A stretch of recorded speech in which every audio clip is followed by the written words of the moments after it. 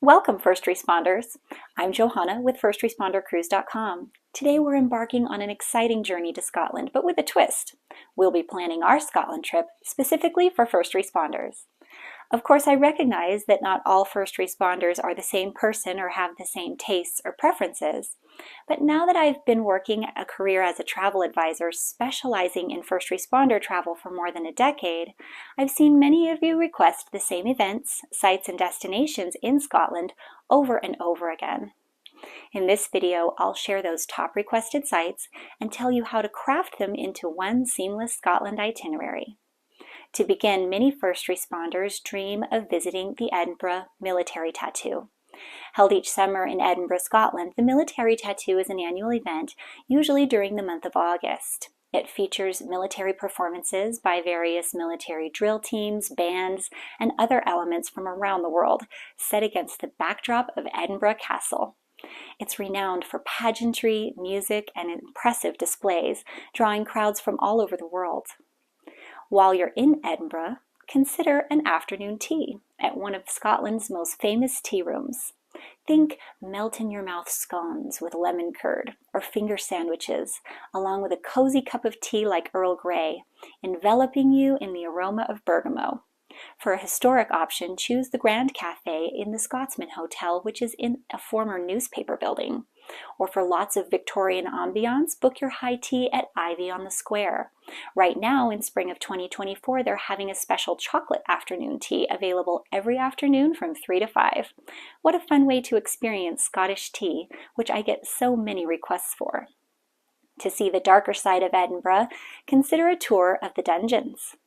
The Edinburgh Dungeons is a tourist attraction combining historical events with a bit of theatrics, so although it does have somewhat of a haunted house feel, the stories of the witch trials of the 17th century and the notorious cannibal family who resided in a cave in Galloway are real parts of Scottish history.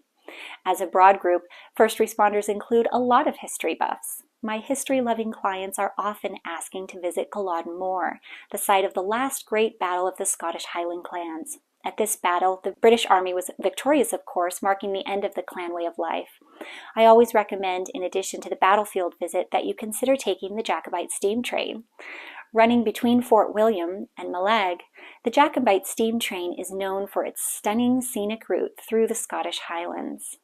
Passing by iconic landmarks such as the Glenfinnan Viaduct, which you can't miss with its curving stone trestle and arches, which have been made famous more recently because it was used as the Hogwarts Express train in the Harry Potter movies. If you're going to Scotland with your grandchildren, then this is a must-see. But even if you're not a J.K. Rowling fan, it's still fun to ride this historic train, which was built in the late 19th century and is still pushed by a vintage steam locomotive. Another reason you might be interested in Scottish history is if you bear Scottish heritage. Companies like Ancestry.com have recently begun putting together rich heritage trips, diving deep into each client's personal connections to the destinations. But my first responder clients don't usually care for the minimum $10,000 a person price tag on those trips, so I've been planning cultural heritage trips for clients in Scotland that may not take such a deep dive, but they also are much more affordable. For example, if you know you have family history with Clan MacGregor, I can tell you that the Gregor clan is associated with the Scottish Highlands, particularly with the area around Perthshire and Stirlingshire. How cool would it be to discover your clan history in the city of Perth or visit the Clan MacGregor Museum at Castle Menzies near Aberfeldy? In fact, many of my first responder clients ask to stay in castles, and a couple of my favorite ones are located in Pitlochry, which is very nearby to Aberfeldy. Pitlochry is truly the road less traveled in Scotland. It's a very small town near the heart of Scotland, away from the hustle and bustle of the tourist scene. This area is renowned for stunning scenery, including nearby rivers, mountains, and forest. And you don't need any scheduled activities or guided tours here. The town itself is charming, with quaint streets, shops, cafes, and traditional Scottish architecture. My first responder clients almost always ask me to get them away from the crowds. Once they've seen the big sights in the big cities, they're ready to slow down the pace and visit smaller towns where they can live like locals for a while. Pitlochry is just perfect for this. And there are 2 different castle hotels here that I just adore to suit different tastes and budgets. The first is Atoll Palace Hotel, which is a grand 4-star castle located right in the heart of town, just 5 minutes walk from the town center.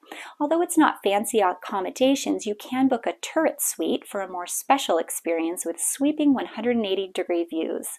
You can also book your room to include a 4-course dinner. My clients have had very positive feedback about the dinner. They say the food is great. Or for a 5-star experience at a castle hotel located right in downtown Pitlochry, I highly recommend Fonab Castle. This is a truly luxury hotel with an on-site spa. Book the castle penthouse for dramatic high ceilings and luxe furnishings that really feel like you're the king of the castle. The warm, welcoming staff is really a standout, and the concierge can set up a wide variety of activities during your stay, ranging from archery lessons to whitewater rafting to clay pigeon shooting. Occasionally, they even have falconry displays, so be sure to ask what's available during your stay. Both rifle shooting and falconry are often popular with first responders. Now, that's a lot of sites we may have just added to your Scotland bucket list, so let's talk about how to map them out into the perfect itinerary. Wherever you're coming from, your international flights will most likely be most affordable into Edinburgh. I recommend 2 to 3 nights in the city, or a bit longer if you're visiting for the Edinburgh military tattoo.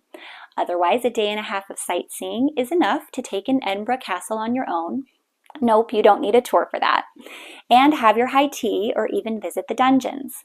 Next, I recommend a train to Inverness. That's a direct train and it only takes about 3 hours traveling north first up to St. Andrews, then west into the Highlands to Inverness. From Inverness, you can take Highland tours going to places like Culloden Moor, Donan Castle, and the Isle of Skye. Of course, you can also visit Loch Ness and the ruins of Urquhart Castle, but it's not the most exciting. I'll give you a hint. It's a brown lake and there's no monster. There is lots to do in Inverness though, so I recommend the longest stay here. Usually I book 3 to 4 nights. From Inverness, you can head down to Fort William if you'd like to take the Jacobite steam train, but that route to Fort William is not accessible by train, so I like to have my favorite Scottish driver, Stephen, pick you up and take you over to Fort William for that part of the journey. Alternatively, you can take the train from Inverness directly down to Pitlochry for your Highland Village visit and possibly a castle stay. Just a couple nights here is perfect, and because it's a slower pace in this tiny town, it's a perfect way to decompress after the long sightseeing days during the rest of your Scotland trip. So I like to book 2 nights in Pitlochry at the very end of your stay. From Pitlochry, heading out to your international flights home, you're just over an hour to the Edinburgh airport. Even though there is a train, it can be tricky to get an early enough train to arrive at the airport 3 hours early before your departure. So again, I like to have my favorite driver, Stephen, pick you up and take you to the airport just to ensure a seamless start to your long travel day. Alternatively, Pitlochry is only about an hour and a half from Glasgow if you'd rather spend a couple nights on the west coast of Scotland before heading home, instead of backtracking to Edinburgh. International flights are also readily available from Glasgow, so either airport works. If you'd like assistance with your Scotland trip planning, I'd be happy to help. And you can contact me through our website in the description of this video. For more first responder cruise and travel tips, be sure to like this channel and follow us with notifications on. I'll be back with another video soon. Until then, stay safe out there, first responders.